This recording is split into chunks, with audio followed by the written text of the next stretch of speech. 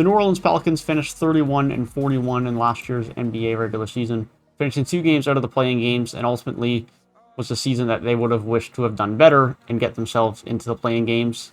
And for that reason, I think we see, and I think they should do a retooling of pieces to fit this team and roster around Zion Williamson and Brandon Ingram in a much better fashion than was done so this year.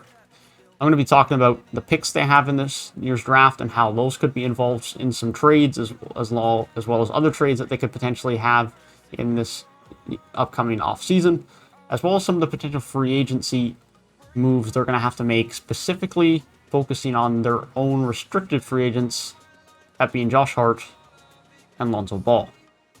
That being said, if you guys do enjoy the video, feel free to leave a like down below and subscribe to the channel if you are new and like NBA content like this. I have done and or will be doing off-season preview videos on every NBA team like this one here for the Pelicans. So if that is something you are interested in, then be sure to check it out and stay tuned.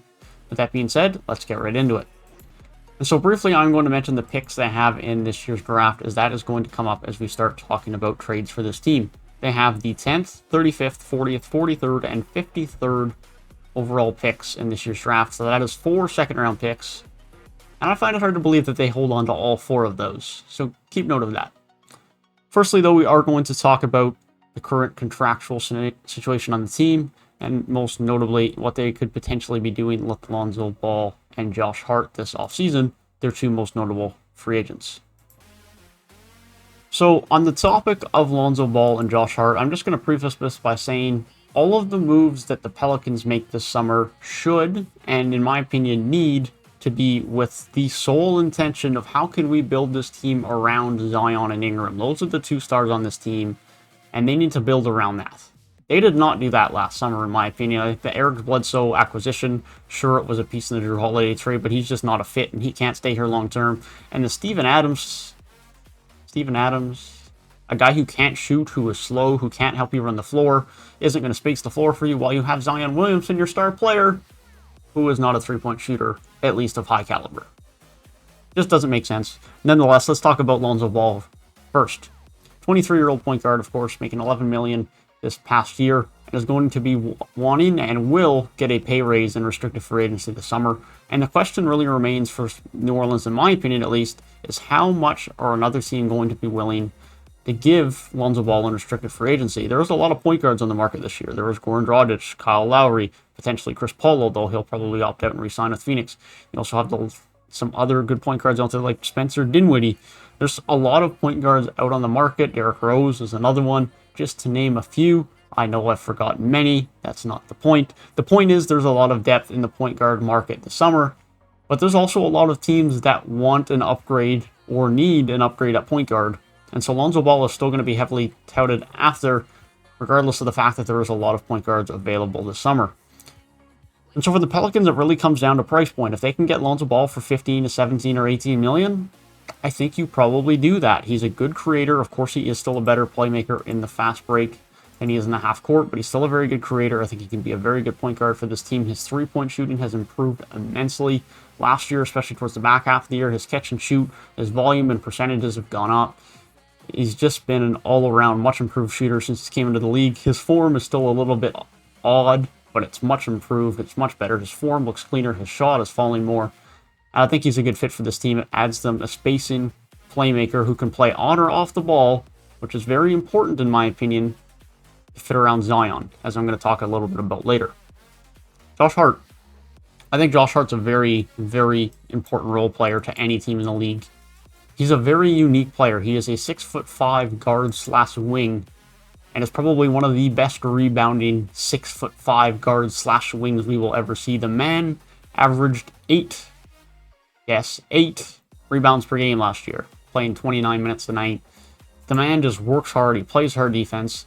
He's a good hard worker. He has a decent three-point shot, can space the floor for you a bit. He just gets in, makes those hard plays, wins those loose balls, gets those rebounds. And that's not what the scouting report really was on Josh Hart when he came to the league. It was, oh, he's a three-point shooter. But he's become a lot more than that. He's developed himself a very good role in the NBA. And if I'm the Pelicans, if I can bring him back for 8 to 10 million, somewhere in and around that range, and they don't have to overpay for him, then I would like to bring him back as well, as I think he's just one of those players that just contributes to winning. Now, again, it's all about the price point for these two players. If they have to overpay, if someone throws an extremely overpriced offer for Lonzo Ball or Josh Hart, then I would advise the Pelicans let both of them go. I don't think they're that valuable that you should be overpaying for them. Lonzo a bit more so than Josh Hart. You could argue a bit more that you should overpay him. But within reason, you can't throw yourself in a negative cap scenario with Brandon Ingram already on a max deal. Zion Williamson will be getting a max deal, and then throw yourself big money at these two guys as well. You're going to put yourself in a really hard cap spot if you do end up overpaying these guys. But talking about the cap, I want to talk about their current cap scenario for next year and how some trades could really help them with that, as well as building around Zion and Brandon Ingram.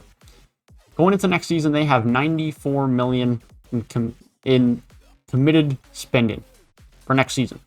But 17 of that is Steven Adams, and 18 of that is Eric Bledsoe. Two players that, in my opinion, do not fit the core of this team and that should be moved on from if they want to build around Zion and Brandon Ingram properly.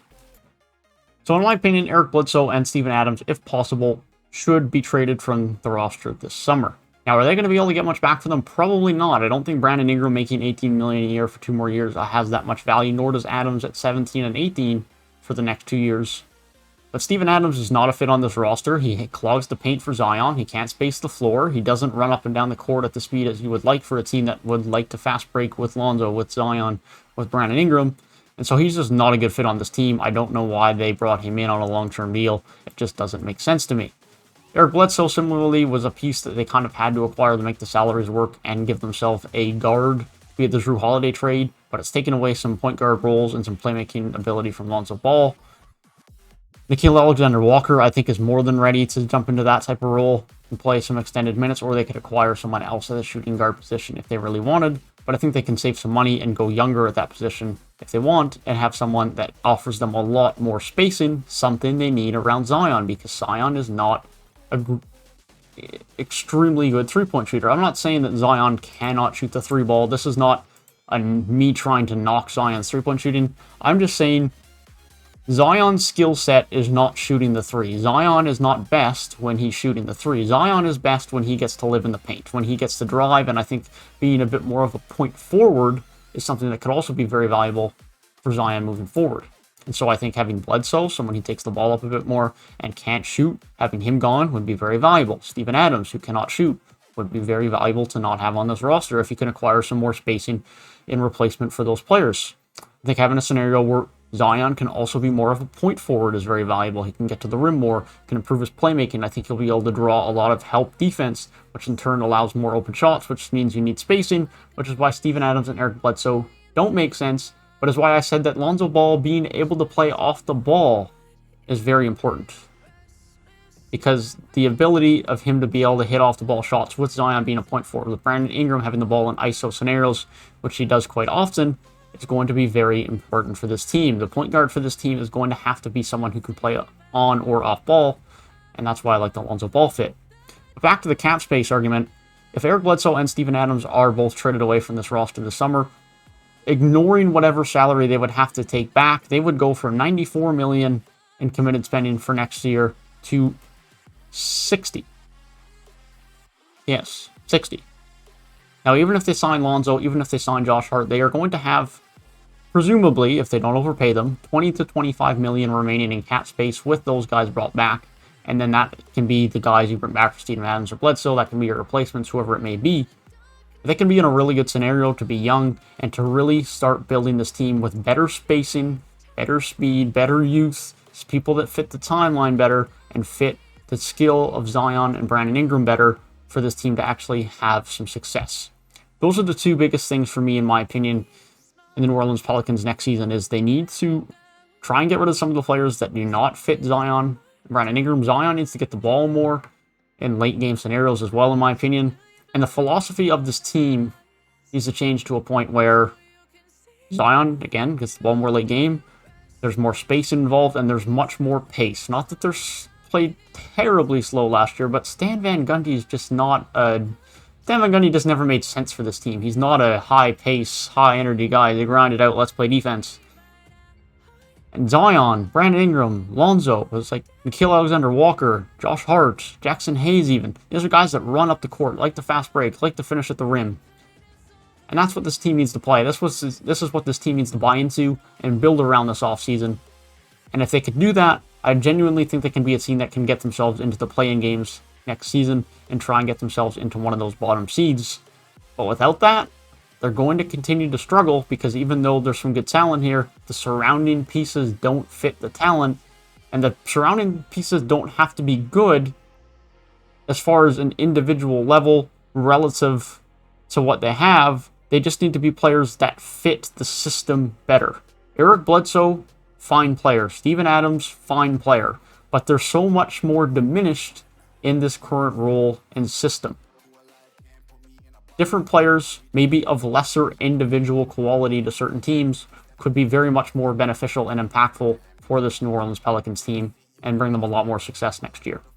That is my thoughts on the New Orleans Pelicans moving into next season. Let me know what you guys think about this team and what players they should keep or move on from in this year's offseason, and where you could see them ending up at the end of next year's regular season.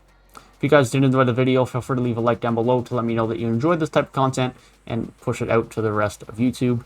Feel free to subscribe and check out the rest of my links down in the description to join me on my other socials. I hope you guys have a great rest of your day, and I'll see you guys in the next one.